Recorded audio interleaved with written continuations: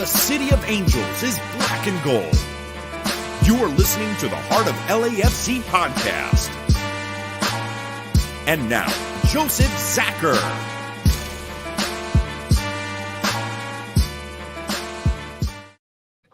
Greetings, Los Angeles. Welcome to episode 250 of the Heart of LAFC podcast. For this episode, we're going to call it Chasing History. In order to do that, we do need to bring in some heavy hitters yet again. Brought in Tony and Araceli today.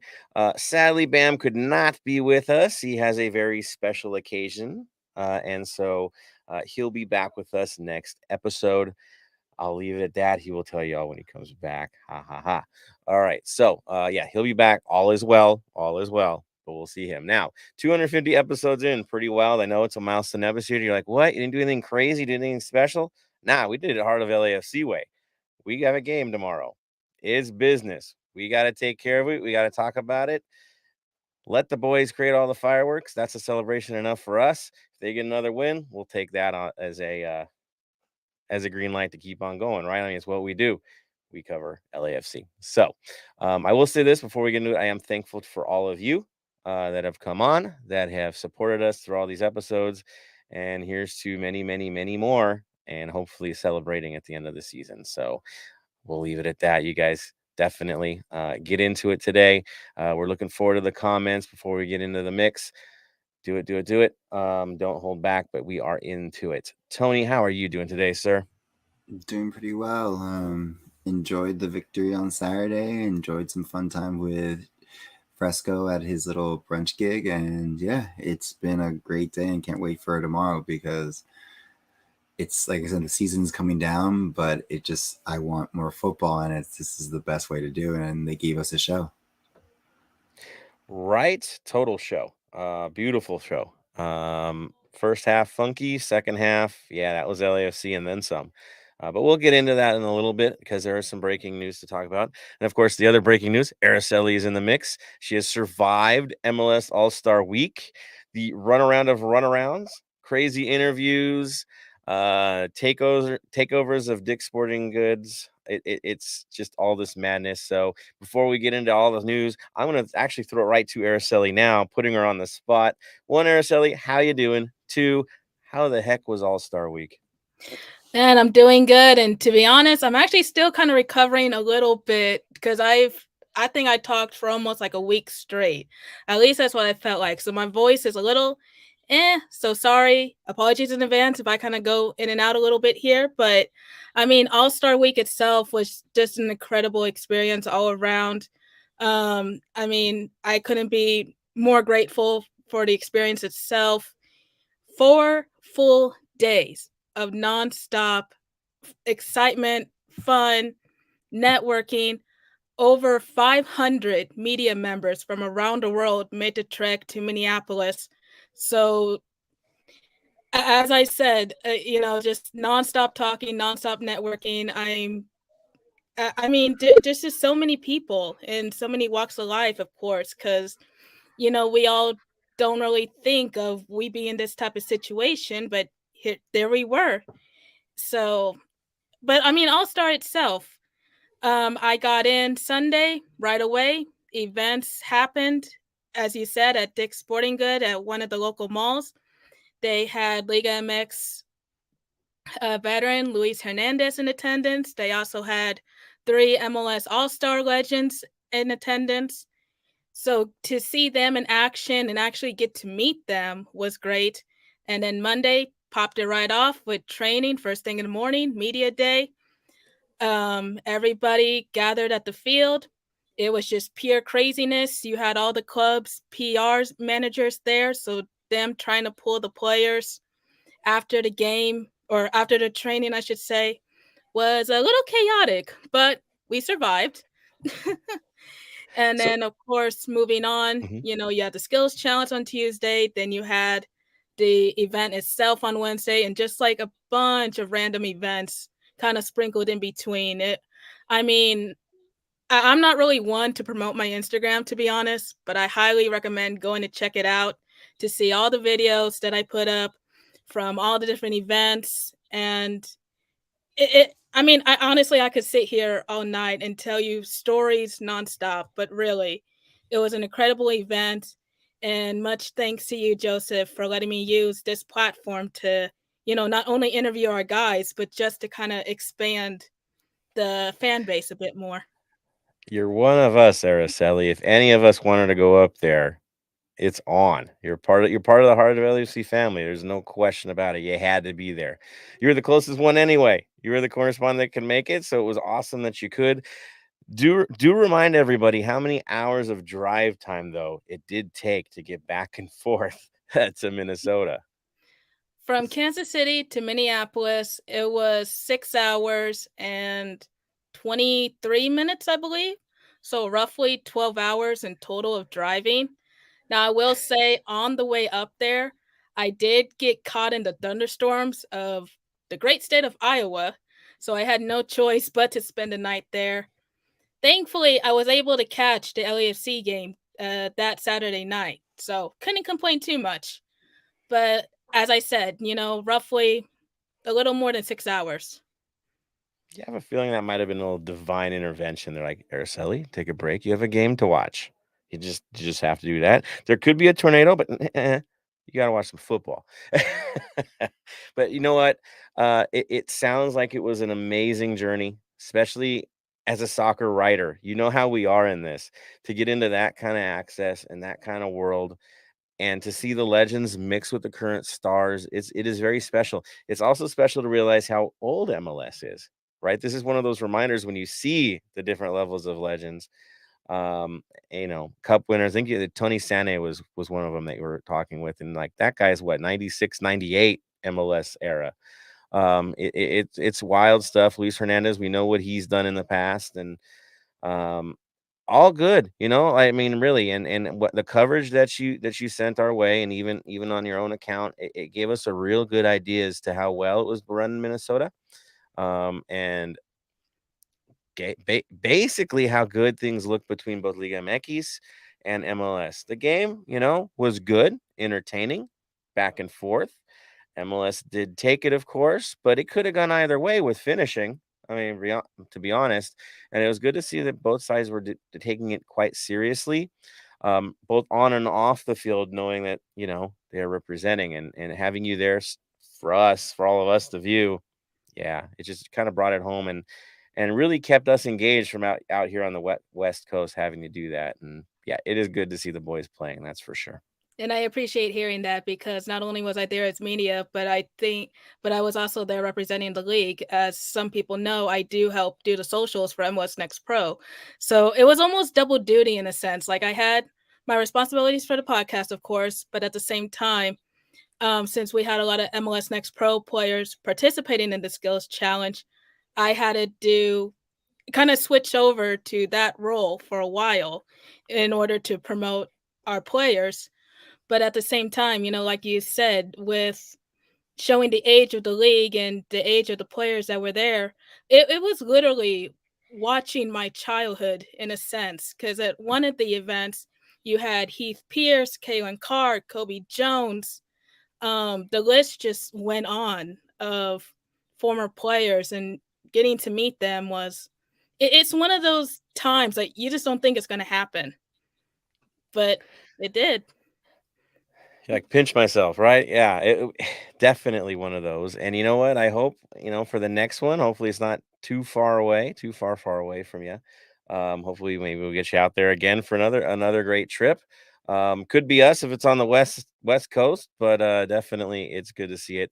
Something tells me those St. Louis might be in the cards pretty soon. I mean, you know how it plays, new stadium and all. So, hey, that's just cross state. That's a heck of a lot easier. So hopefully. But again, we are beyond thankful that you were there, that you're representing us so well. Um, yeah, totally awesome. Tony, you want to jump in, sir? DC. And DC is the next one. East Coast swing. Ooh, in what, Audi Field. All right, all right. Watch them play Bayern just cause, since they have a thing with those guys. Uh, we'll see how that goes. You never know, Araceli, right? That could be the next round. It's nice that I will say this. Shout out to MLS themselves. for taking on a podcast like the Heart of LAFC, right? Because it was an all access pass, and letting our team, letting Araceli in, accepting us, as one. I mean, yes, we're 250 episodes in, but at the end of the day, we are a community podcast, right?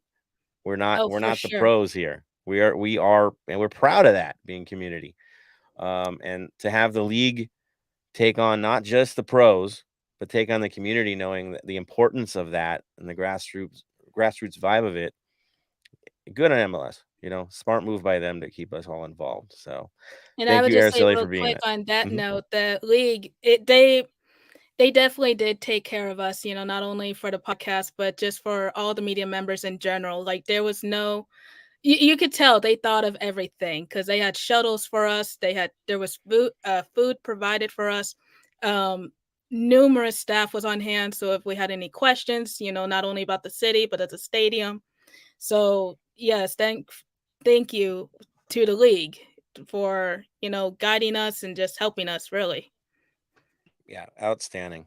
Good stuff, Araceli. We look forward to seeing even more content as the season goes along, especially in this historic season, as we call it, chasing history, because there's a lot going on, and we'll talk about a record broken already in this last match and records that keep falling as these matches go along. I know you're in it for the run, so uh, definitely looking forward to the next thing that you're going to be bringing out. With that, we're going to definitely move into breaking news this week, which I'm going to throw it to Tony and then back to myself, because that's kind of how we do things here. So, Tony, for you, sir, any breaking news you know about before we jump into everything else? Besides Denise Pugnon, Yeah. he's pretty much still working on his permit. So he signed everything. They're just working on his workers permit to quote unquote work here in the U.S.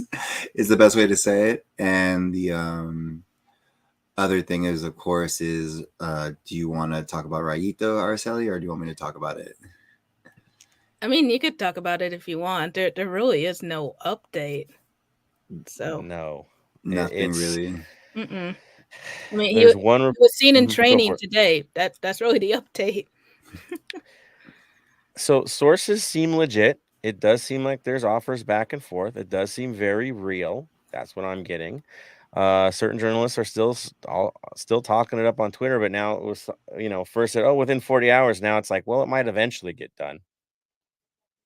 So obviously they're not in the right space, right? The good thing is, Raito, he's still committed to the side. Whether he gets sold or not, that's business. But he's committed to the side. We saw his work rate in this last game. He's here as long as he's here, until he's not, and then we move on to the next chapter. But yeah, Raito's in the mix. I know a lot of people are asking about load management. We could talk about it later, but I'll throw into it now. I'll just say this. Yes, some people are frustrated. They're not getting to see the Stars right away, but I would quickly remind them, or they're worried about results because the Stars aren't playing. Simply put, they didn't get us here, right? We're in first place with or without. This team's getting results. Whether they rest or not, this team is loaded. Remember who got us into first place. Giorgio's here. Gareth is here. They're here to help us win a cup, right? That's why they're here. It's that next step. But the crew that we have now, they're the ones that have launched us to this, right? I mean, they've been putting in the work all season. No reason to worry if two stars are out and getting a rest, especially when we need them at the end of the season, completely fresh, rested, and ready, and not with a nagging injury because we keep playing them and we want a feature for the sake of a shirt or a ticket sold or anything like that. It's about the football. These are football decisions. So the load management stuff, I'd say enjoy the team that we have and the talent that we have and how deep we are, and be blessed to know that you can afford to have two superstars. Rest is needed and be ready for the long term. It's a beautiful luxury to have, and be proud of that John's built a team like this, and that Dolo can find a way to shuffle guys and keep them fresh throughout the season. So I'll throw that on the load management. Tony, do you want to throw into it as well? It's like I said, it's like the last two teams are not necessarily like you can't overlook them, but if you're going to do it in these two games, and that's the best way to say it. Like, I understand there are people paying to see these stars, but again, we're almost to the home stretch, and we have to think about playoffs because our season doesn't end when, quote unquote, the season ends. Our season just begins right when the playoffs begin. So I rather them be rested. Again, mind you, it's what could have they done in this game that we couldn't have had? We've already had an all-star team before they came in, and now they just bolster our side even more. But Yeah. Again, there was more risk than reward against a team like that. So makes sense to me. The fact that I guess a certain really lousy reporter was talking about how they were training separately from the rest of the side today to try to stoke some embers there. I don't know. I just think it's nonsense that somebody doesn't understand the game anyway. So who cares what he has to say? He sees something but doesn't understand it. Apparently, he can't get our name right in the standings either in the paper. So I was going to say about that, yeah, too. Such a genius involved. I mean, talk about amateur podcast madness. There you go. Yeah. So they're separated for load management. We'll take it as it is. Let's hope that Carlitos, when he gets his chance, can have a load management game as well to stay fresh, because he's going to need one too, since he's the workhorse for these tight games right now. And we'll go from there. Now, other than that, you see what's over Tony's shoulder. You see what I'm holding right here. This was the other thing. Now, usually when we have these bad boys, right, on release day or near it, we get a bad result. Thankfully, we broke that duck. Okay. We got a good result when a release happened. Maybe it's good karma because Adidas actually released enough shoes for all of us to get. Maybe that's why, right? This one was for everyone. If you invested your time and got up in the morning to buy them, you got your shoes. You look for the sources, it happens. So in this one, kudos to Adidas for releasing a good shoe. I know something is a little too simple. I'm cool with it. Simplicity's cool with me. But releasing enough for those who are dedicated to get it, that really, really wanted to get it. They had a shot at it, unlike some other shoe releases where there really wasn't a good shot. So that was nice to see that those who wanted it got it. Good news there.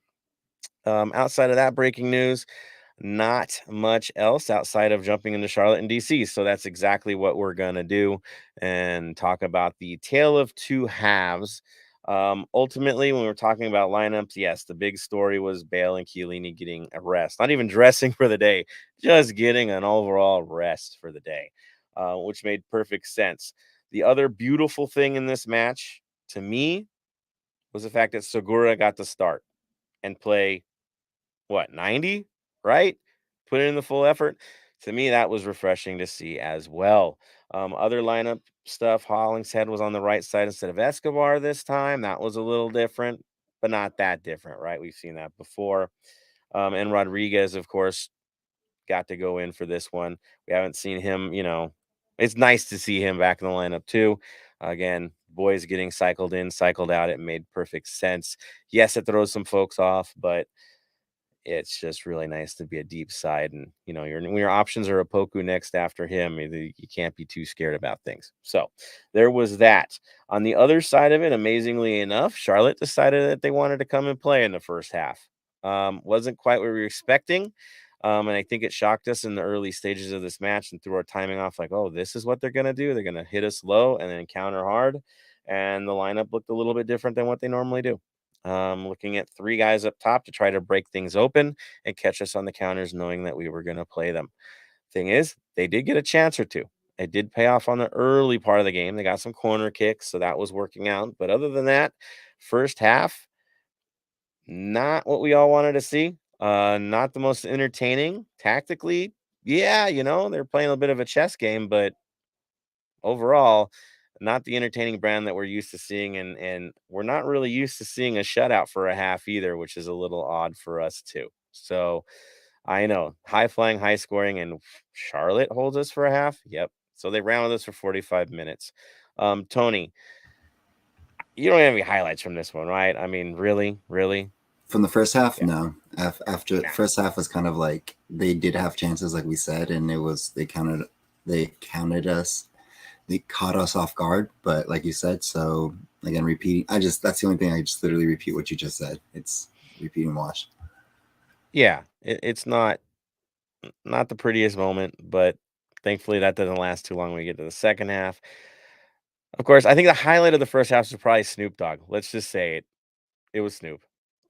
He got the most noise out of the day in that first half. Second half, different story. But having Snoop in the house doing his thing was fun. Um, yeah, that was nice. And from 420 Originals and their amazing two stick for Snoop, that good on them as well. You guys rock. It looked cool, really cool. So good on you guys for doing that. But yeah, that's your first half highlights. Done. On to the next. Second half comes along. It doesn't take us long. You could see the transition and change in the way we approach things right away. Listen to Dolo's press conference. Trust me on this. He explains what he thought was wrong and the changes they made and why it did what it did. He's not wrong. Right on point with what he's saying. So check that out when you get the chance. But basically, it's about the transition play, moving off the ball, looking for that stuff. Yeah, I mean, that was it. Having the plan as you're breaking out, not holding the ball for too long, pretty obvious things. So 49th minute, here we go. Tony, what happens? Off a corner, they find Vela on the top of the box, who doesn't just send it in, he resets it back to Cheeky, and Cheeky just like from the vision to find him, finds Murillo in the box for the header to put us up 1-0. I almost call this episode a hop, a skip, and a jump because of that play. It was just so beautifully done. Again, Cheeky's playing on Cheeky early season compared to now is like he's a completely different player. I don't know. He has completely transformed himself. Confidence does a lot for people. But that touch, what he did, and Murillo to see it and get the freedom to move up as he did, knowing that we have Segura back there. And you know how it is with Murillo. If he has Segura next to him, he's a different player as well. And it showed again. There's a level of trust those two have. There just is. And confidence in their play together that it allows Murillo to kind of do his thing. And so he was able to make a run up. He was able to think it through and make that run, and it was a flawless header. Let's be honest. Everything about that play, I don't care where you are in the world, that is an amazing highlight. That is an amazing goal. Good on them for figuring that out. Of course, we weren't done. Inspired by that amazing moment, we go to the 59th minute, and what happens, Tony, in the 59th minute? Vela off the corner kick sends it into the box. The keeper tries to, I don't know if he tries to punch it out or tap it out, but he fails miserably, and it falls right into Sifu's foot, and he just not necessarily taps it in because it was still a hard shot to go in, but taps it in and just walks away like it was nothing to put us up 2-0. And then almost gets put on an injured reserve by being tackled by his own team. Yes. That looked painful, by the way. And the jump on at the end of it was hilarious. Guys, it's okay. We don't have to kill them to win. Personally, yeah, the story was less about the finish and more about the celebration. That was nothing. That was a nothing thing. I got one. I move on. I'm a bad man. That was my vibe. Is like, it's us, man. Is what we do. We're LAFC. It's not even a thing. And that was the cheeky celebration. Is I'm good. Like, we got this. Which was cool. I'll take that confidence. That was awesome. He didn't show up the keeper. All right, keeper messed up. That was a little classy on that end as well, because he could have just totally stuck it to him and he didn't. So play keeps happening, chances keep happening. At this point, they're scrambling, right? Their whole game plan is lost. They have to move forward again in this game. And the minute they do that, they leave themselves exposed. So the whole block that they were playing, it can't exist unless they're just going to accept the score as is. So because they have to open up, because they're rattled, we just make them look bad. I mean, really bad. Yeah, I mean, shambles for them. That's for sure. So we get into the 73rd minute, and what happens next, Tony? Goku pretty much knocks it away from the Shard defender.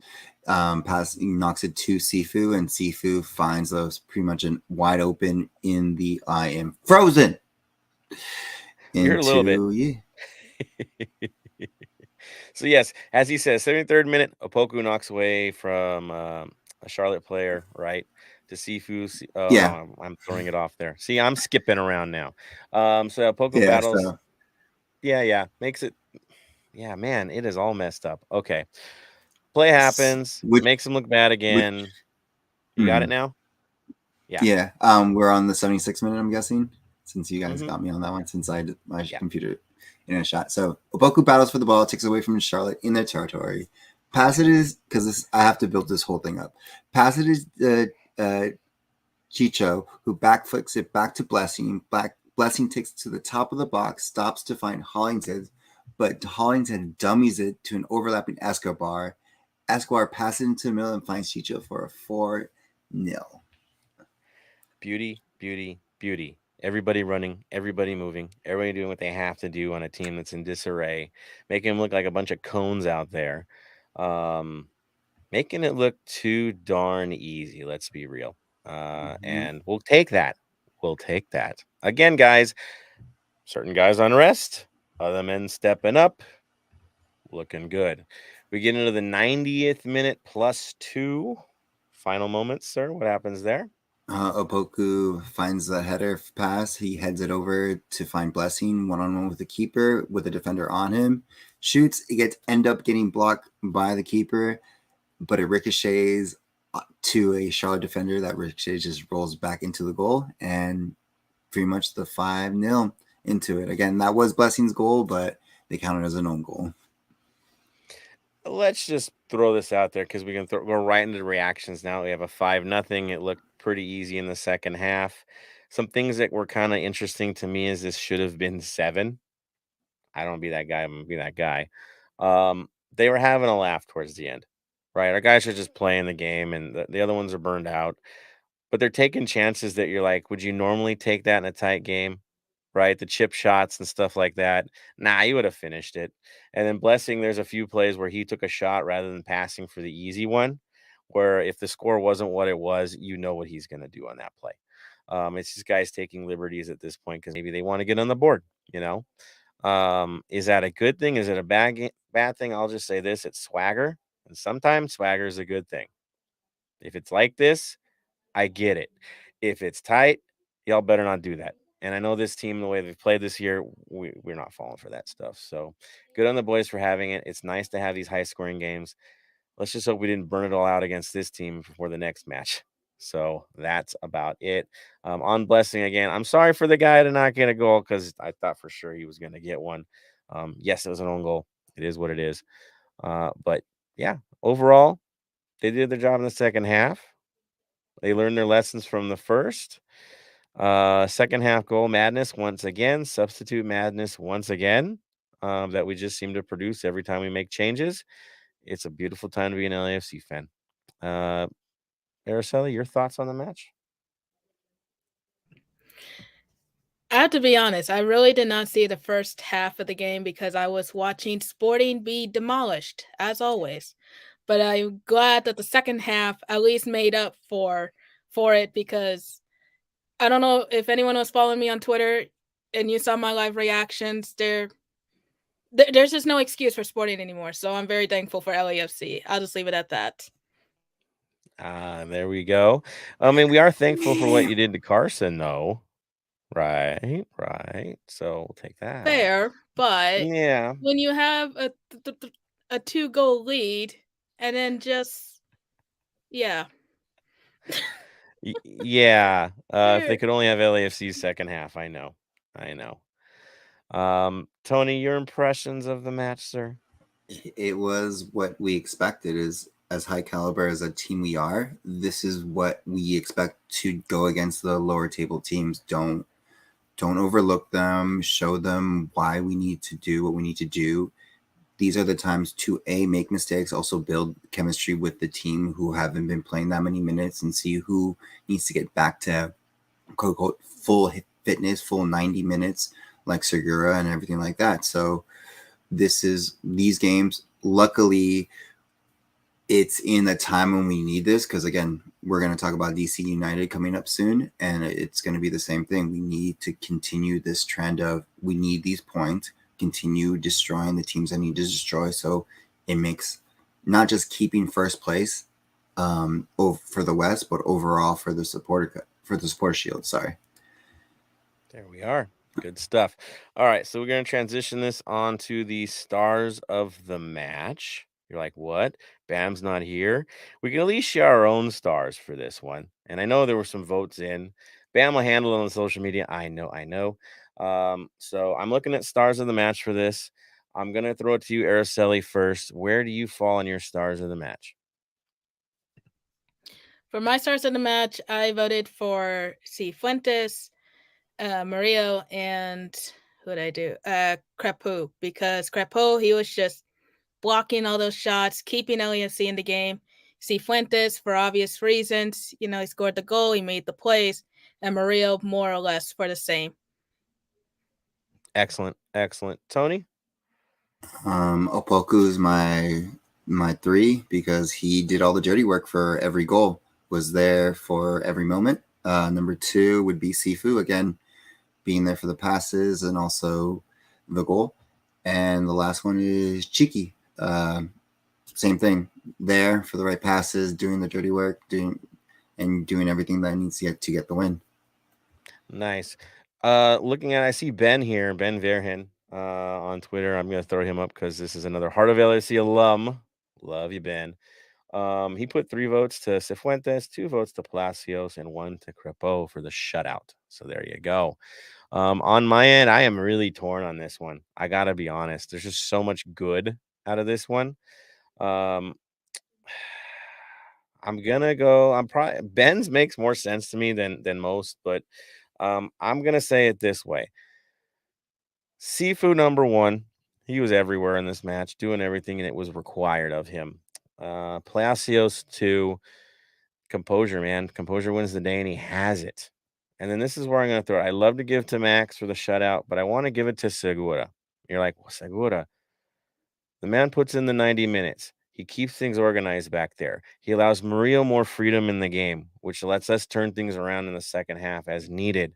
So for me, he was that guy that kind of left some freedom for the rest of them to go play and have fun with this thing, doing the dirty work, doing the basics, the stuff you're not going to see in the highlights. So that would be my final vote. I'm going to give it to Segura. I know, a little different, not so Hollywood, but there are my votes. Keep throwing the votes in. I think what we're going to see is Bam's going to throw stuff up there on social media as well. So there we are. Cool. So for everyone else, let's throw it to you guys. Yes, finally getting into the comments, boys. Here we go.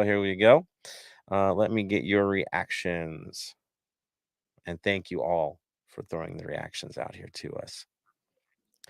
All right, Jason Ariano, alumni as well of the Heart of LAFC podcast. Love you, Jason. Says anyone else still recovering for Saturday's tailgate? It was great to see old friends. Yes, something was happening with me when I blew my nose. I'm not going to get gross about it, but smoke has an effect. We'll just say that. We'll leave it at that. It's hilarious. Yes, Jason, we're all recovering, and Tuesday's going to get real funky for us, especially in the second half. But we got this, man. We got this. The team will keep us up. That's for sure. Jonathan Raima in the mix. He says, congratulations on episode 250. Epic run, epic show. Thank you, Jonathan. All love to you, sir, and what you are doing for all of us.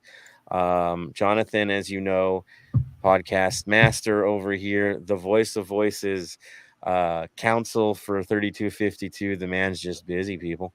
Doing what he's got to do for the sake of the culture, sake of the club, sake for the community podcasters out there. So good on you, sir. Thank you.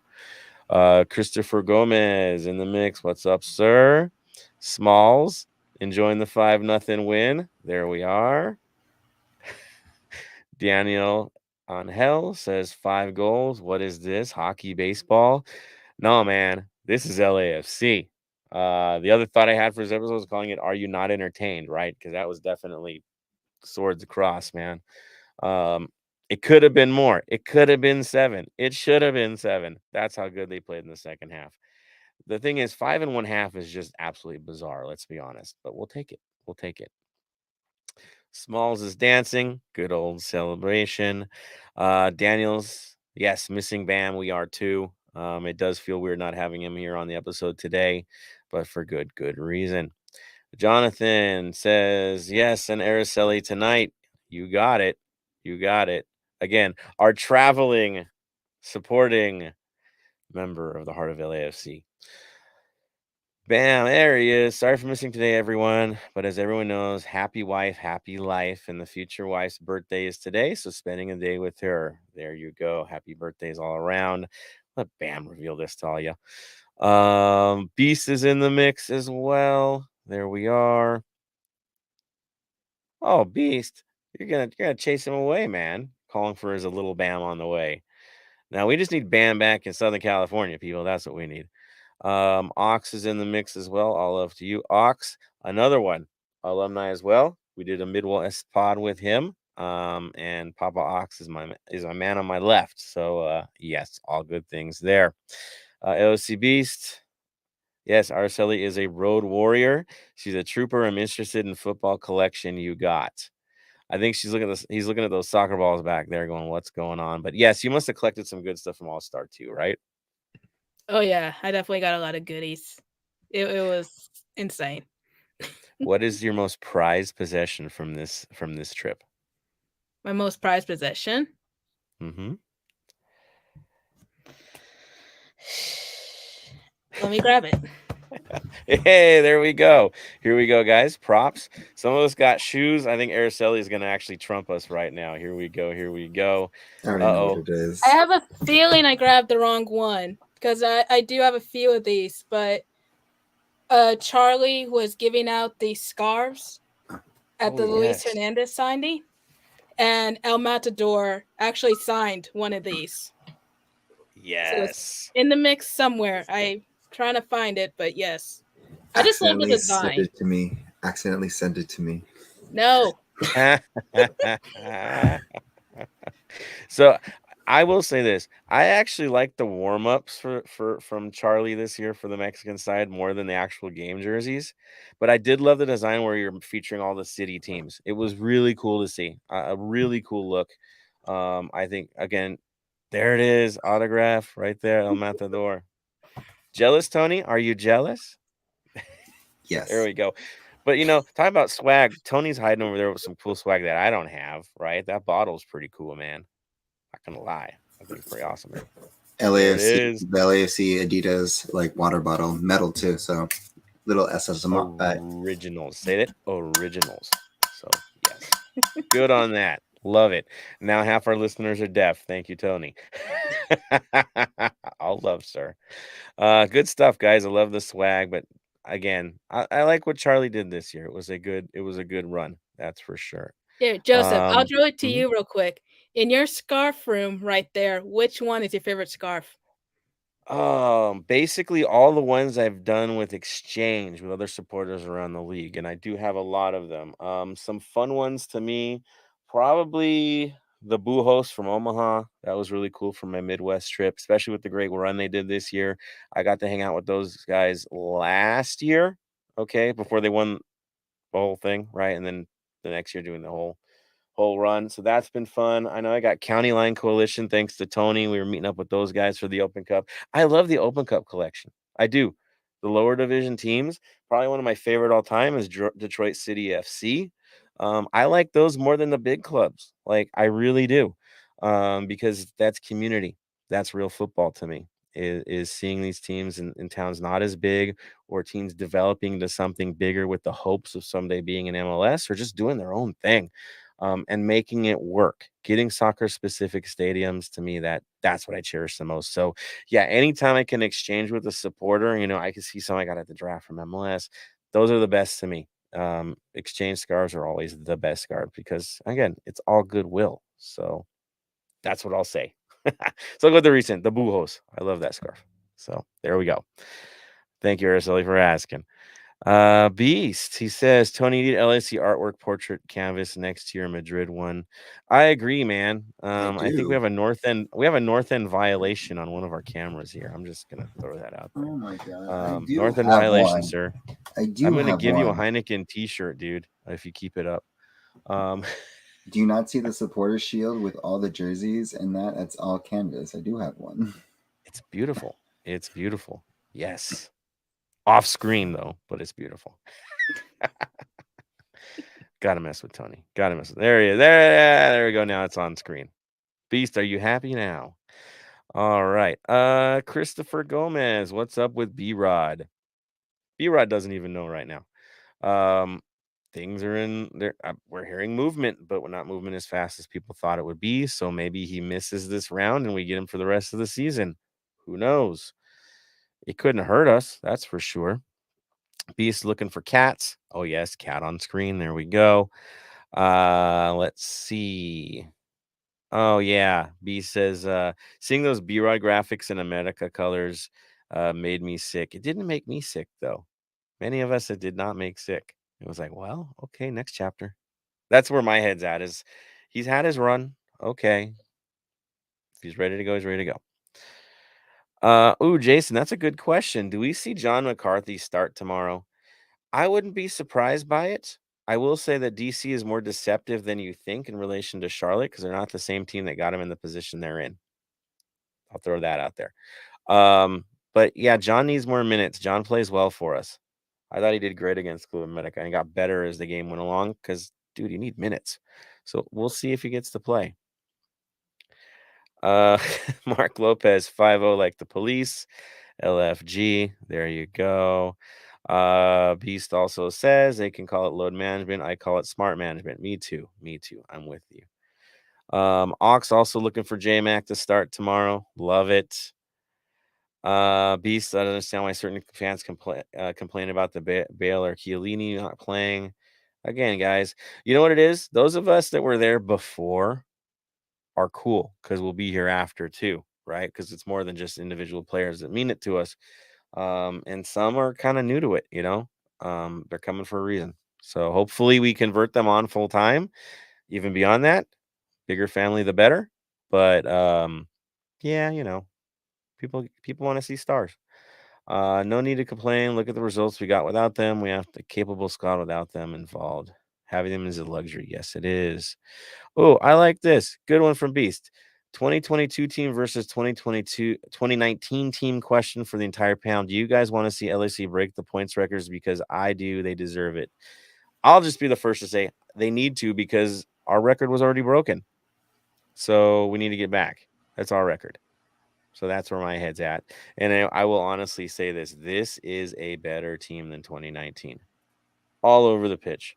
We have depth we've never had. We have a goalkeeper that's light years better than anyone we've had before. This team is stronger. This team is more capable. As good as 2019 was. Remember, 2019 required one player to go crazy for a season and put it all out on the line.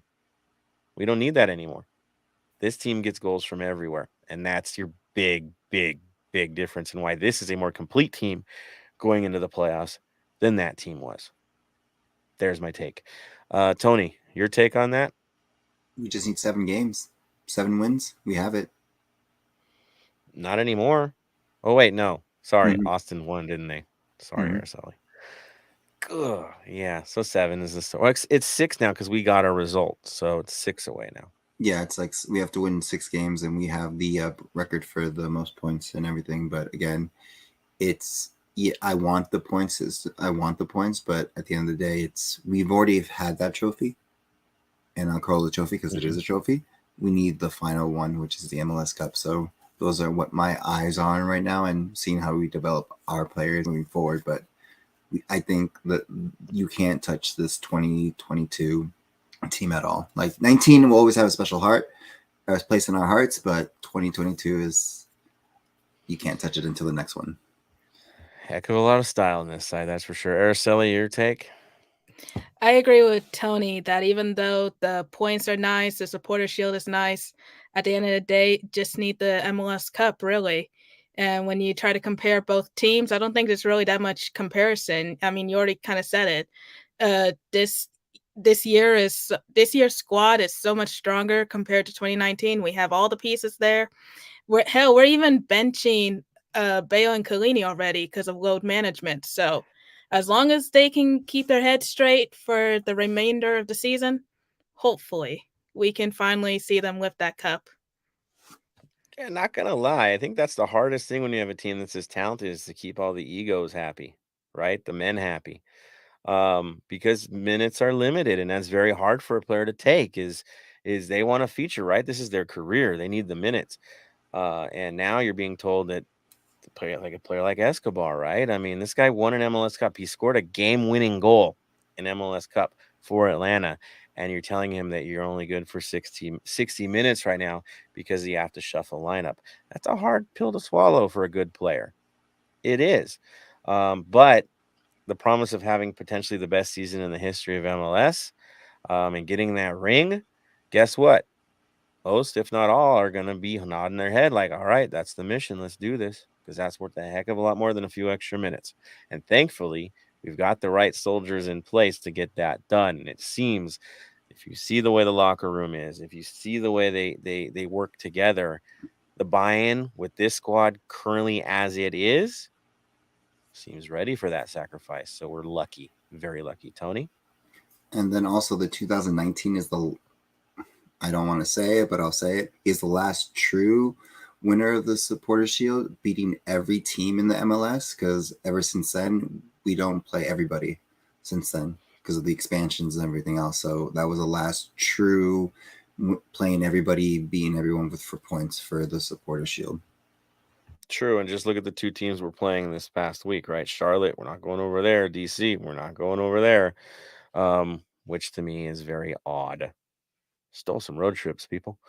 So yeah, you're right, dude. It's not a balanced schedule. It's just games capable, and if you want to play strength of schedule like college football does, right, and all that nonsense, we can. But it is what it is. Just let Philly cry about it at the end of it. That other Philly, not the Philly we all love. Edgar jumps on. Austin has been hot. They can keep it interesting till decision day. They definitely can. They're there. That is for certain. They're going to be tracking us all the way to the end, and Philly's going to be there as well, and it's going to get close, maybe. But again, they're going to run out of time if we just do our job. Now, if you guys remember in 2019, August was a bit of a disaster in 2019. We slipped a bit and kind of limped in through September, right? There were moments where it was looking pretty weak for those 2 months, which is the last time you want to, the worst thing as a playoff team to go into it that you're sputtering. But there was an area where we were sputtering, okay? And it's getting into that moment right now. It doesn't look like we're sputtering. So let's hope that this team shows a very different story. And if they do, yeah, they'll beat the record. That's for certain. Beast says second half was you get a goal, you get a goal, you get a game. Could have ended up 7-0. Should have ended up. There were 2 sitters. So yeah, it was that good. Okay. Ariano says, speaking of the All-Star game and skills competition, shout out to Walker Zimmerman. If you know, you know, he's LAFC at heart. Oh, like talking about the heart of Carson? Yeah, dude. Zim will always be one of us. He was there from the start. That was a great dig. Well done, Walker Zimmerman. Love it. Love it. Jason Ariano getting his shoes. Jose, thank you for the congratulations, congratulating us on 250 episodes. Keep the love and passion going. That's what we're in it for. That's what we do through and through. My uncle in Spokane, Uncle Dan, on the mix as well. And I say hello. Yes. It'll be on 13 again, so I'm not sure how well it's going to get broadcasted. Maybe ESPN Plus might be the story for this one up in Spokane. Hopefully. I see Jacob is in the mix. Ox. Yes, hope my pops gave you the wood piece. I do have it. It is being held in a safe place by my children right now. So I'll need to get that. It's going to be like Indiana Jones, right? Like I got to. So, yes. It was an amazing piece, man. That's for sure. Kids love it. Others do too. It is beautiful, Ox. You did really good. I do love it, man. It is on point. Let's see. He says scarf is pretty nice. Yeah, I agree on the Charlie one. Let's see. Chris Gomez had to put ice during game day Saturdays, like 10 in the morning when I got back to my car. After there we are. There we go. B says, I'm jealous now that I like the water bottle. What is the first scarf ever, Joe, that started it all? Boy, that's next to impossible to figure out. Really, I've always had scarves. I've never really collected them per se. It's just something I always get.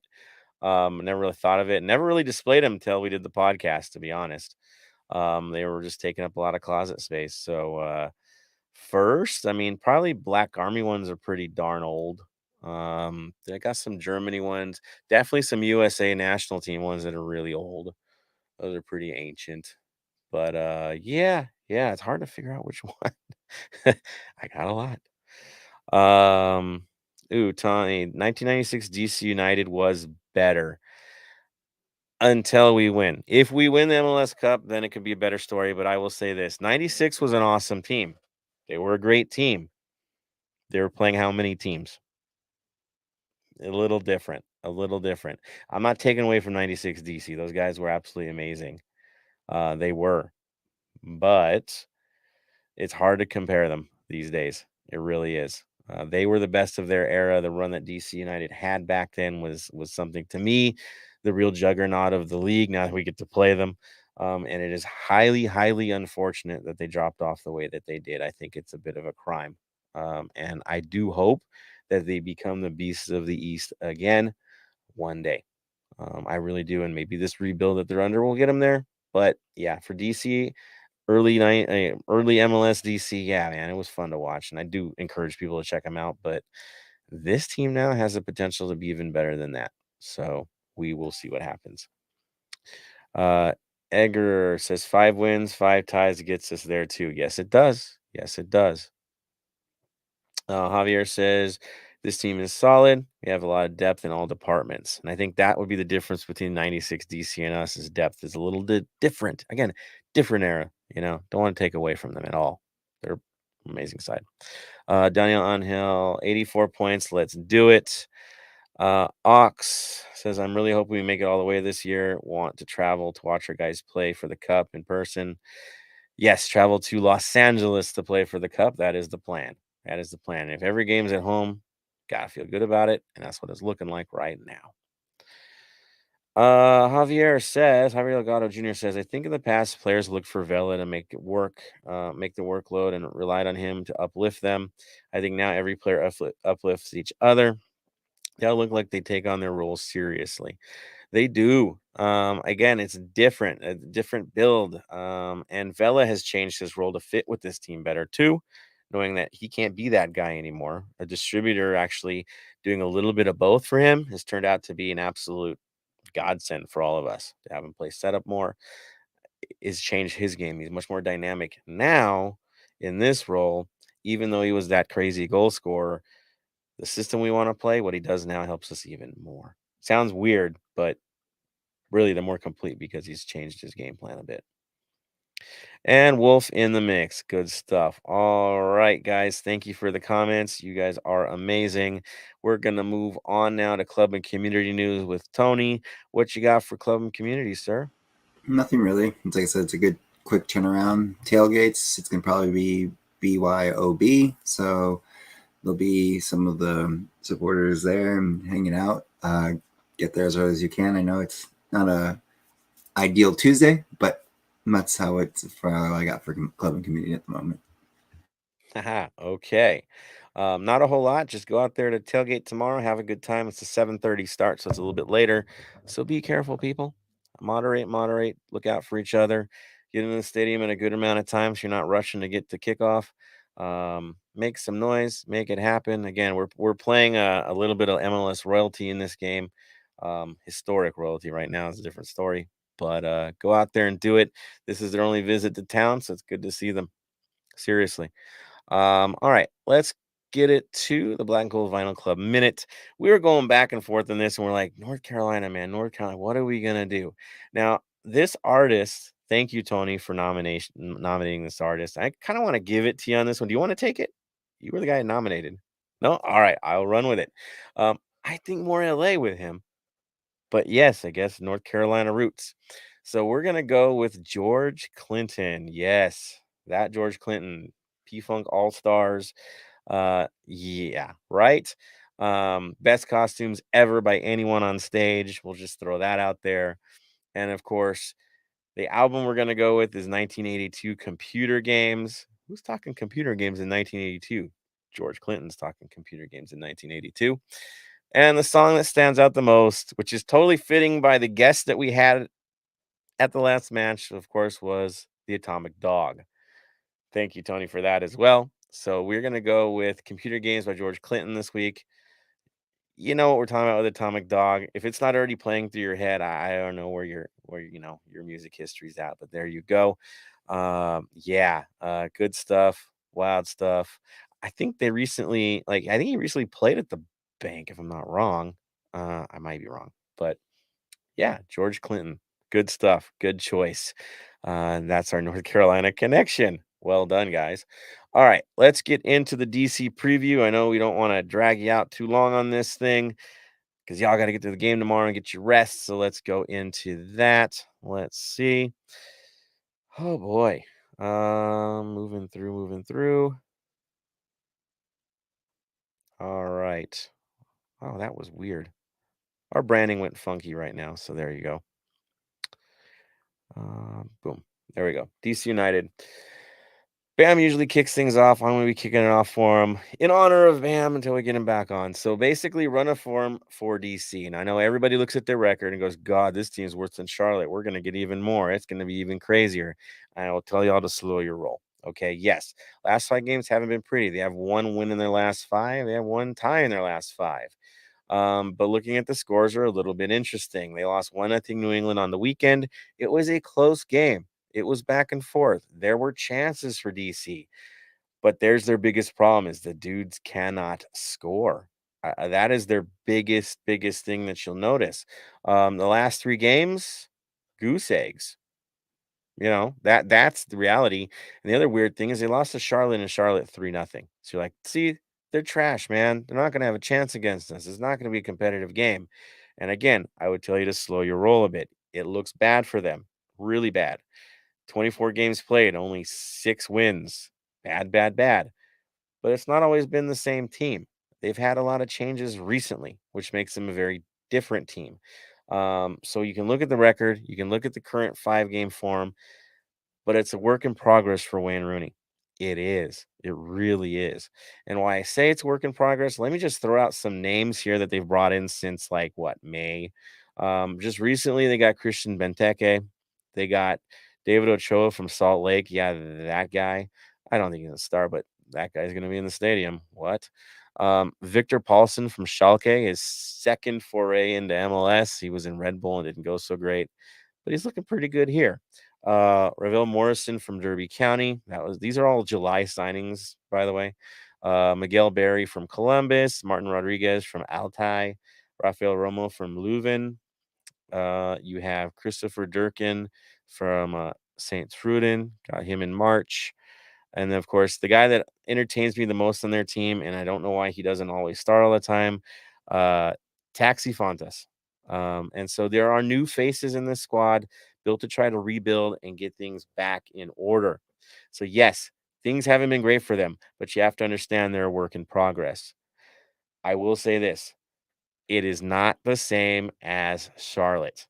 Okay, I think when watching them against New England, they were a little better organized than what we saw from Charlotte, especially in that second half. So I would not write them off.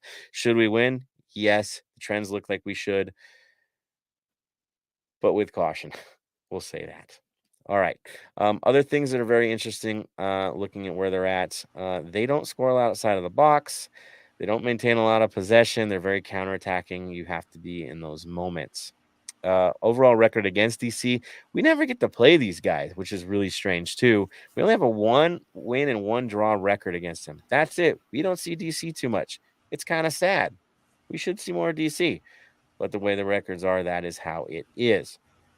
Other things that you'll see, again, they do put shots on goal on counters, so that gets to be a little bit of a danger. In terms of who's good and who sounds out, of course, Fontas is their guy. He's got 11 goals. Yeah, only 1 less than Chicho, as we all love on Chicho. This guy's only got 1 less, so you can't write him off. This guy can hurt you. But again, it kind of droves off. They have Ola Kamara. He's not somebody to laugh at either. The funny part is their assist man, Gressel's been sent off to Vancouver, so that's interesting. But you know why, right? They just purchased some players, so they had to make room. Again, team in transition. That is really the story that we're dealing with.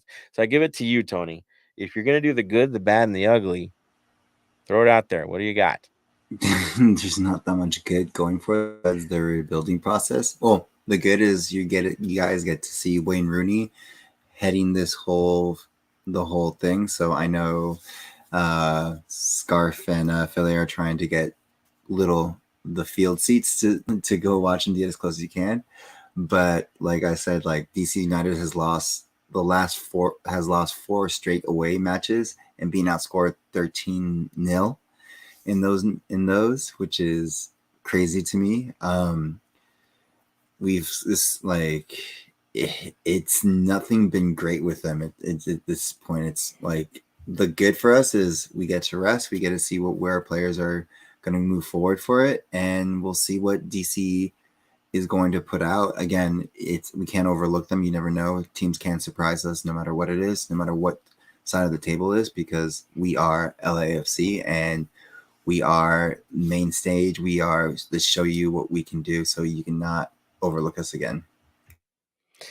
Yeah, and this is a team, when you look at the lineup and what they've brought in, they shouldn't be this bad. Quite literally, should not be this bad, but they are. And Wayne Rooney has a hard task to try to turn this thing around. Growing pains all the way. Again, losing 3-0 to Charlotte and Charlotte. What happened?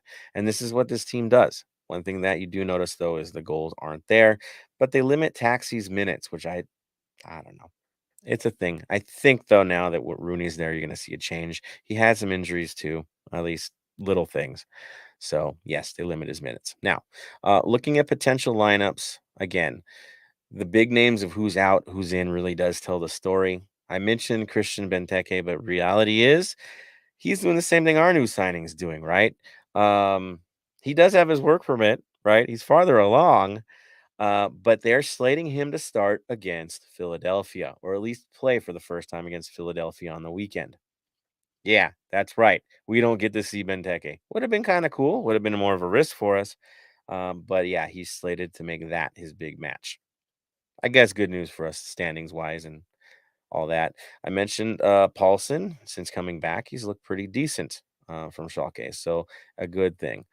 A big loss for them, of course, would be Brendan Hines-Ike. He's out for 6 months. He'd be their main defender. He's gone, so they have to shift with that. Also, Chris Adoye-Atsem, another defensive player for them, questionable on the day. So those are guys missing. I mentioned goalkeeper David Ochoa. Yeah, right, that guy. Never going to show love, right, for what he's done with supporters and kicking balls in the sections. But he's there. I really don't see him starting, but he'll probably be there. Now, potential lineups for them, it's really interesting. As many goals as they've allowed and as low as their scoring has been, amazingly enough, they do play a 4-3-3. Really? That's what they play, but that's what Rooney wants them to do. That's what he wants to develop his team into. Yes, the 4-3-3. Do I think that's, been helping him much lately? Maybe not, but again, it's a work in progress. So, who should we expect in goal? I'd say Romo will probably be in goal for them. Backline, Birnbaum and Alfaro. That's who started last time. Game before that, here's a shock, same two.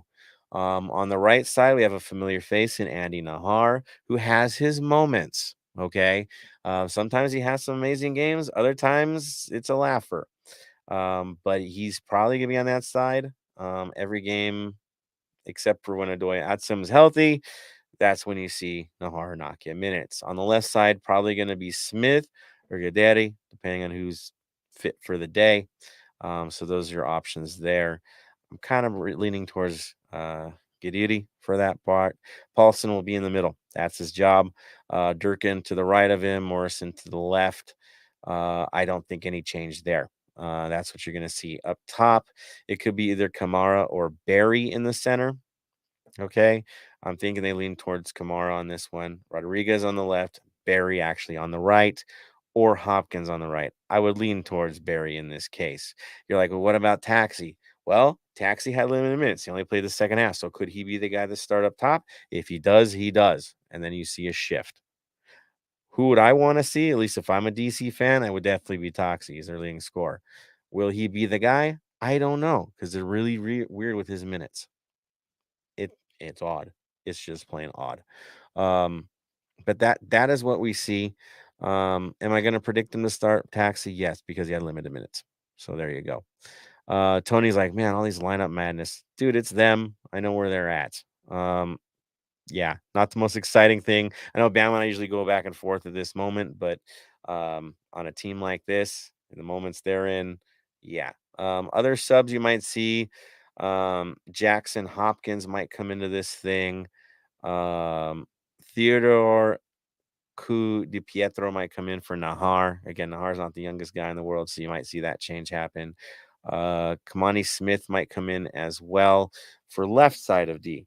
Now, I can guarantee they're going to switch guys out in the back line because you know how we run these dudes. So those won't be shocking substitutions if they happen again in this match. But the Taxi story is going to be the story. And I'm telling you guys, he's entertaining, so he's a threat. So we'll throw that out there. Araceli, anything you want to add into the DC situation? Because I know you've been watching them for a bit too. I mean, I don't really have much to add, but beyond that, they are kind of the worst club right now, and they're in the running for the wooden spoon, which I'm glad for obvious reasons. But beyond that, Tony suggested it earlier that LAFC can't underestimate any team, regardless of their standings, because we've seen it in the past. I know, like, a good example of it being, with like Sporting KC, people thought it was a trap game, and they ended up proving to be wrong. And like, I believe it was like the first half of that match. So just kind of based off of that example, again, just can't underestimate anyone. Yeah, I think it's one of those cases where we have to apply the Vancouver rule. We'll just say that every time they're lowly Vancouver and we go to them, we find a way to mess it up. Guys get hurt, things happen. You have to apply it to this one. You're playing a team on the bottom. They're desperate. Nobody wants to be the wooden spoon holder. Whether half their team even understands what that means, more of a fan thing, right? But they do know that they don't want to be on bottom of the table. And Wayne Rooney didn't come all this way to finish bottom of the table. So you are facing a desperate side. When desperate, like I said before many times, is dangerous. So we'll see what they do, but they're definitely be fighting for their lives in this one. Playoffs aren't a thing, but pride certainly is.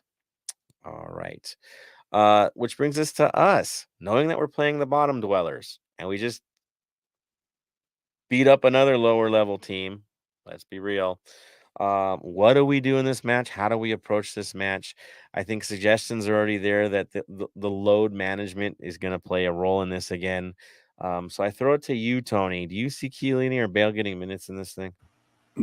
No, they're already on, as Ben said, they're already on loan management again. Yeah. So don't expect to see Chiellini or Bale for this game. So I know, again, people are upset because they're paying money to go see our Bale and Chiellini, but come anyways and enjoy the show on the field and off the field that we bring people in. So club over player, people. That's how it should be. All right. So you thinking load management? It makes sense. You already said it. Anybody else think is going to get a rest on the day, sir? maybe Max, I'd suggest. This is one of those matches, like as we were saying, could be again. McCarthy can be a starting goalkeeper for any of these lower level teams, like a Charlotte, like a DC United. So I don't see why not we roll him out just to give Max a rest again. He did enough against Charlotte, but some time off is always fun to have. Right. I'm kind of with you. I want to see McCarthy get to play, man. It would be cool to see. I love Max. Max is on a streak right now. Do you want to break that streak? People don't like doing that with goalkeepers, but there's a thing there. But again, minutes are required. I think the back line to me is the bigger question. Shifting has to happen in this lineup, especially since you only played a few days ago. Looking at backline Araceli, what do you think's going to come out? Who do you think the back four is going to be for this one? On the back four, I think it's going to be more or less of the same in terms of like Hollingshead, Murillo, Segura, and Cheeky. But personally, I like to see Fall or even Mendez get some minutes, if not come in as substitutes. Interesting. Now, since Escobar got limited minutes, do you think he takes a starting role for this one rather than Hollingshead? I think there's a strong possibility for that, but Hollingshead has proven that he can be a starter. Did you hear the quote the quote from Dolo about Hollingshead, how he basically play any position on the field and he's competent at it? He said even striker. He joked that even striker he could play. Because he did shift up in that game. I don't expect that to happen again unless he's really experimenting with things. But I kind of hope that Hollingshead becomes the second half super sub for this one. Just for, again, cycling and health. Escobar gets his minutes. He needs his minutes, people. I think Cheeky's a starter all the way. I throw that. I don't think he wants to change it. He's just, the confidence is there. Backline, though, I would not be surprised if we see Ibiaga and Murillo in this one. Why? Because it worked earlier this year. Also, Segura put in 90 minutes. Do you risk a player with a recovering knee to do another 90 in a close period of time? I think they let him cycle out for this and maybe sub in later, or just let him sit and let Fall come in later on. We shall see. Tony, your backline predictions? Pretty much what you just said. I see Biaga, I see Murillo, Cheeky, and then I do see Escobar starting as well on the right-hand side because I think this is like don't quote me on it, but I think this is like the first time last game where it was the first time I saw them both on the field at the same time. Oh, Hollingshead, Escobar? Yeah. Yeah. So, but those are the ones I see. Again, we can probably see Eddie here, but again, he just played a full 90. And we'll see how he is game ready, but we'll see a lot more of the bench on the starting lineup, most likely. There it is. Now it brings us to mid. And you're like, well, this is going to be predictable. We kind of figured what we're going to do. I don't think it is going to be predictable. I think somebody needs a rest on that. You know, about load management, there's a certain player over the age of 30 in our lineup that if there was an ever opportunity to give him a rest, this might be the one. Araceli, you probably know who I'm talking about, right? Do you think he gets the rest for the day, or at least minutes of rest in this thing? Just to make sure we're on the same wavelength. Are we talking about Ilie or Sifu? I'm definitely talking about Ilie. Ilie. I do see him getting the rest and possibly coming in as a substitute. It just makes sense, right? And we have two players that can do this role. You mentioned Mendez earlier, right? We know he can play this role. And we know Acosta can slide back and be very effective in that role. He's done it with the national team, right? I mean, we've seen him drop low. He can play that role, obviously.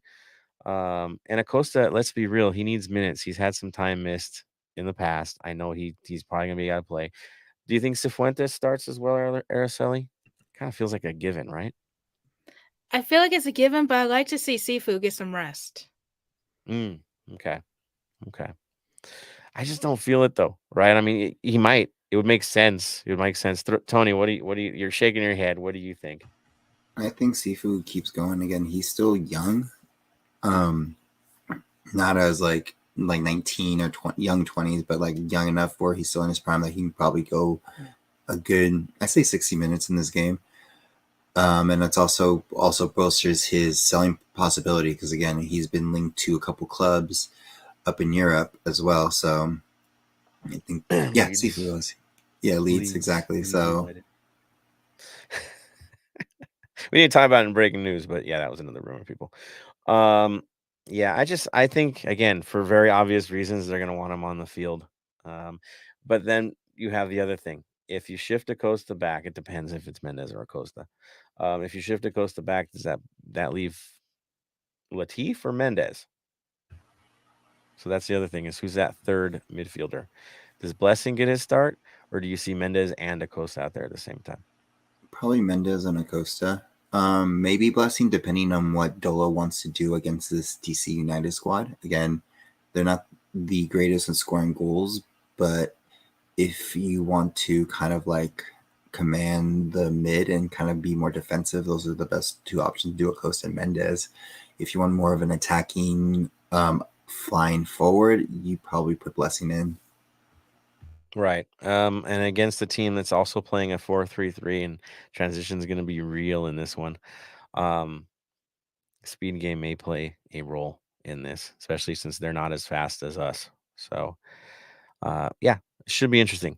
Top line's another story. Who gets shifted? We know who's not going to be a part of the story, right?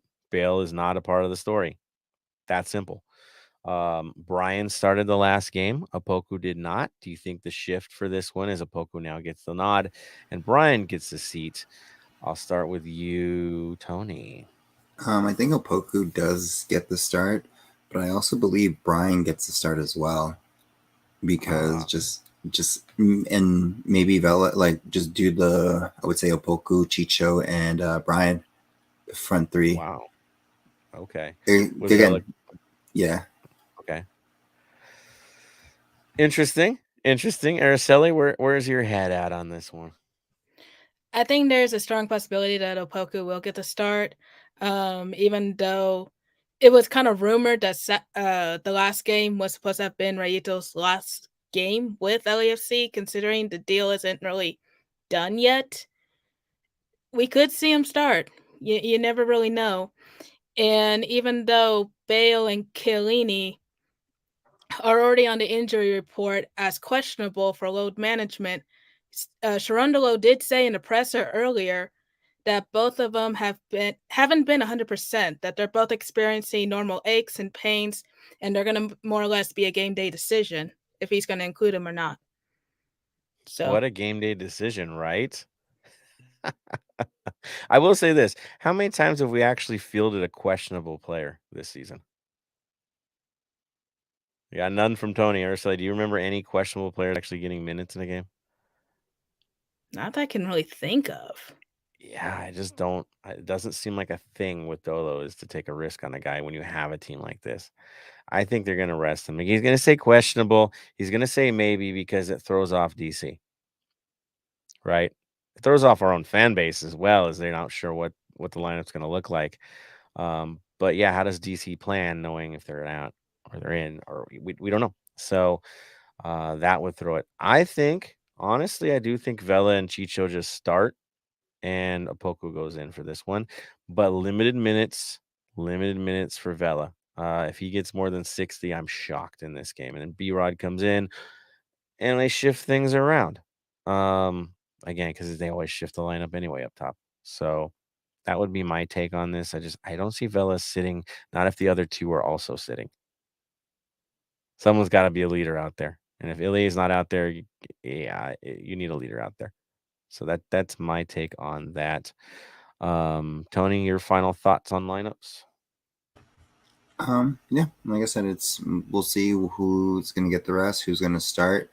Again, we still have a strong side no matter who we put out there, so expect a good game moving forward. It will be. It's going to be harder than anybody thinks it's going to be. I know everybody, it's going to blow out. No, it will not be an easy game. They've had a lot of changes to the lineup. They're getting used to each other. Beware of the wounded animal. So that would be my take on the lineups and what we could see tomorrow. Beware, be careful. Don't showboat until you have a proper lead. Get the job done. Simple. All right. Let's throw it out to our community yet again. I know they've got some comments. I saw some comments. So let's throw that out there to you guys. Here we go. All right. Like button from David Day. I'll throw you up there, man. As he says, hit the like button. Please hit the like button, people. We do need that. We need some love. Go for it. Edge goes, podcast tonight just came across as, yeah, we threw it up there about noon today. We're going to want to leave you guys hanging for the next one. And yes, we rushed episode 250. Who does these sorts of things? Yeah, Heart of LAFC does these sorts of things. Just drop the mic, man. Yeah, it's 250. Just wait for 251 on Thursday. That's how we roll. Let me see. Danielle 84. Let's do it. I can't read that. Good stuff. Javier. Ooh, prediction time from Javier. He says, I predict 2-0. Okay, let's do 1-2. I think they're going to score within the first 15 minutes, and DC will defend the rest of the match. A second goal will be scored after the 80th minute on a counterattack. Yeah, I don't think they're happy just sitting on a loss, man. I think if we get one, we kill them. If they can hold us, then it's going to be tight for the rest of the way, for sure. But it's going to be tough. We'll see. Getting that first one, it'll be a battle. Beast, think Escobar gets more minutes. Yeah, I think so too. Beast getting more minutes. Agreed. Beast's question: will Vela and Chicho be limited? I really want Fall in the back. So there you go. He's requested for Fall. Agreeing on Ilie needing a rest as well. Jason, wow, you got some history here, sir. He says he saw George Clinton at Lollapalooza in '94. Yeah, I'm old. Dude, I was a kid in '94. Not that young though, but I was a kid, man. World Cup '94, dude. Remember those games? Wow, that's like, is that the original Lollapalooza, man? I'm not messing with you, but it might would that be it in like in Chicago? You got some history to talk about there, Jason. Beast, does Acosta get a rest? Maybe, maybe not. I think he plays. Ox, I see us playing some of our youngsters, the rest some of our starters. Would make sense, but you can't throw away the game either. Oh, good one. David says, rest who needs it for San Jose, but it's all hands on deck for Austin. Yeah, I mean, this is why the cycle makes sense, right? San Jose's coming up, but it's San Jose. I know they play us tight. But yeah, Austin is the store, and you can't burn anybody out before that. David Day, he's predicting Bale dresses. And at 60 comes in for a quick goal. Could happen. You saw Dolo's comments. Could happen. We will see. David Day, Arango's chances of finishing as top scorer in the league, they're real. They're real. So we'll see. If he keeps getting the service he's getting, he's scoring the way he's scoring. When you keep playing bottom feeder teams and getting goals, could happen. But yeah, he's on a roll right now. That's for sure. Ox, it's hard to say who we'll have out there, especially with this match and then having San Jose on the weekend. Man, MLS schedule sucks. Not as bad as 2019 when we put in a bunch of kids against Kansas City. Araceli remembers this, how it was a skeleton lineup just because we just ran out of healthy players, and the bench had like 4 people. We've had moments that are worse than this. Remember that, the 2019 season where they threw a game away against KC to keep going? It was real. I don't see that moment happening now. Right, we're healthy enough. Edge, thoughts on how slow Bwanga gets integrated? I don't think it's going to be slow. I don't. Look, he can play striker. He could play left wing. He could play in the midfield as a left-sided midfielder. Bwanga has versatility. I will say this. We know that we work guys up fitness-wise to the moment. He isn't playing regular ball right now, right? They're on break. Just finishing his season not too long ago. I know the seasons have all started really early now, but health wise for him, yeah, he's gonna have to work up. That's for sure. By September, yeah, dude, this guy's in the mix. You're like, September, I know, half a month away, but that's when you're gonna see regular starts from him, probably, potentially. See what happens now. What else happens with the lineup? Edge wanted to be quick, let him flash. I know other teams are quick with it, but I think LAFC is not. I think we're cautious in our approach. It's gonna be fun though when he's here. I'm telling you. I don't know who the heck the lineup's gonna be at that point, but it's gonna be fun to watch. That is for sure. Good times for LAFC. That's for sure. Tony, your thoughts on those comments about Bwanga? Do you think they rush him in? Do you think they take time on him? When do you think we'll expect to see him? I think once we get him in here, I think it'll take about like 2 games to integrate him into the system. As we need to get him on the fast track, because again, a couple games left until the end of the season, and then on top of that, playoffs are coming, so we need the bodies quickly. And he's in his prime. He's not over 30, right? He's in good shape, not injured, not dealing with anything like that. So maybe it could be a quicker approach as long as that work permit's good, people. So that's that. Thank you, Edge, for the comments. Thank you, everybody, for commenting today on episode 250 of the Heart of LAFC podcast. Beautiful, beautiful having you guys do that. We are lucky. All right. So, are we already to the tail end of the episode? I believe we're getting there. There we are. All right. Got Charlotte. Dude. See, I'm having technical fun because it's episode 250. I just can't help myself. Now, final comments of the day, of course, is tradition, is what we do. I'm gonna give this one to Araceli first. So, Araceli, your thoughts, upcoming and overall. Final comments. As always, I wish I could be there at the bank with you guys for the game tomorrow, but be safe at the tailgate in the game itself. And I don't know if we are going to do another pod later this week or if there is a chance that I may not be on it because Angel City is coming to town to play the KC Current Friday night, and a lot of their staff members are coming into town. So I'm going to be kind of reunited with them. So in case you don't see me Thursday night, that's where I'll be. Are you being kidnapped by Austin? Is that what's happening here? I don't know if Austin's coming. I know Fish and Kari are.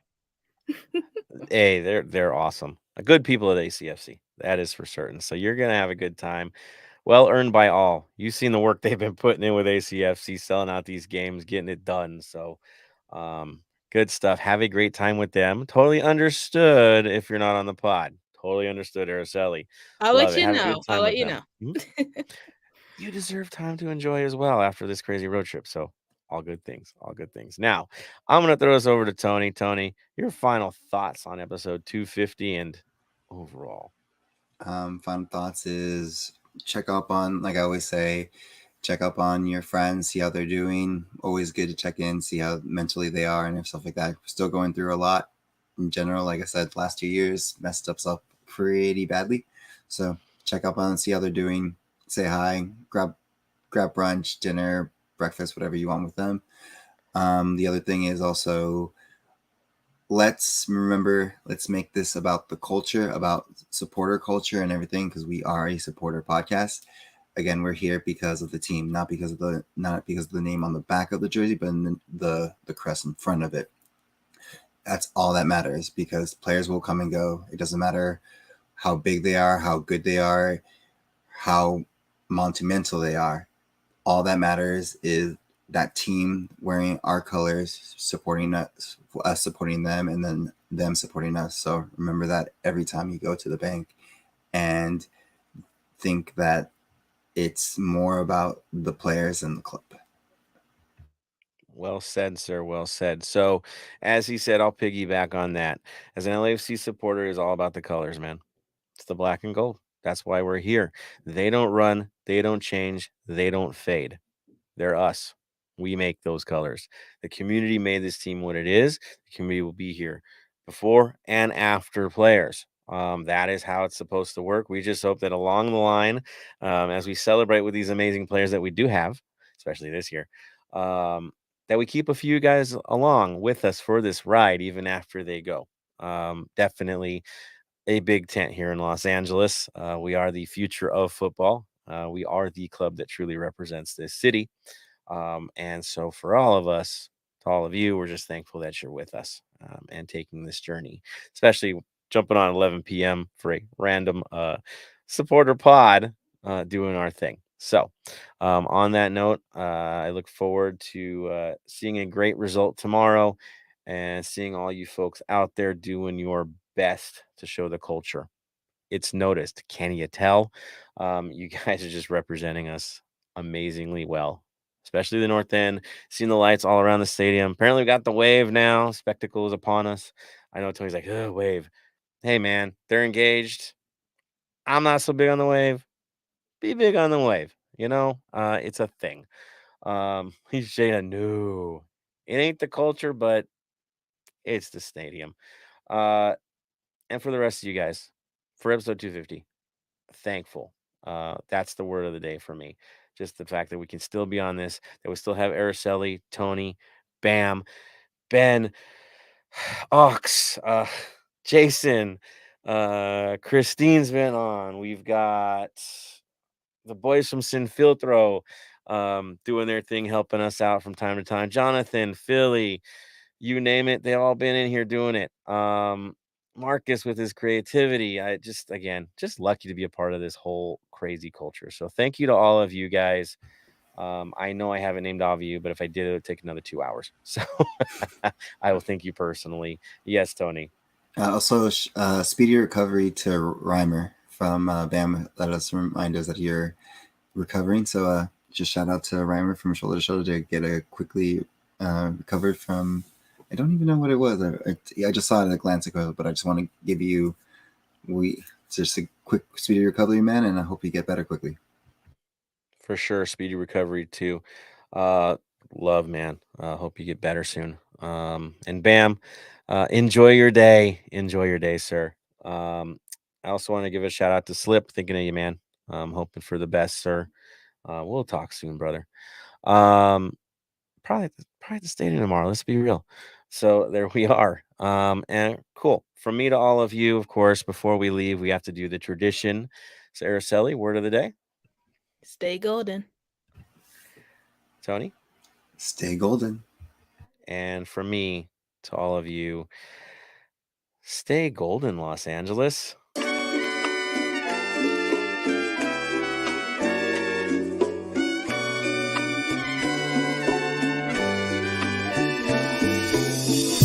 Thank you for listening to the Heart of LAFC. Make sure to leave us a rating and review on iTunes or Stitcher. Shoulder to shoulder, the black and gold is taking over.